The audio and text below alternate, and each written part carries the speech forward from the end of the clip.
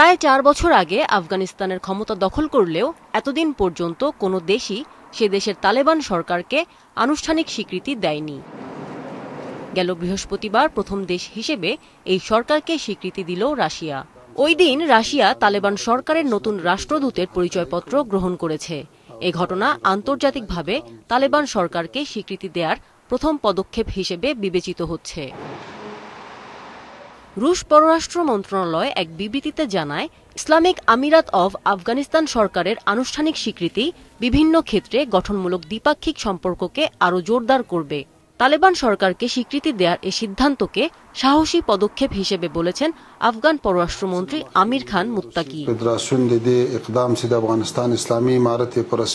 তবে পশ্চিমা বিশ্ব এখনও তালেবান সরকারকে স্বীকৃতি দেয়নি।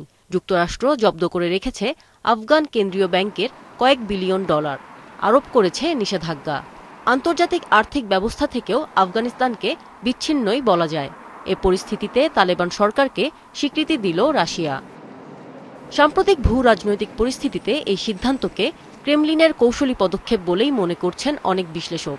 তালেবান শাসিত আফগানিস্তানে মানবাধিকার লঙ্ঘন ও নারীদের ক্ষমতা খর্ব করা নিয়ে বারবারই প্রশ্ন উঠেছে।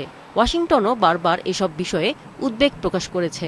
এ অবস্থায় রাশিয়া বিশ্বের প্রথম দেশ হিসেবে তালেবান সরকারকে স্বীকৃতি দিয়ে আস্থা অর্জনের পথে কয়েক ধাপ এগিয়ে গেল বলেই মনে করা হচ্ছে।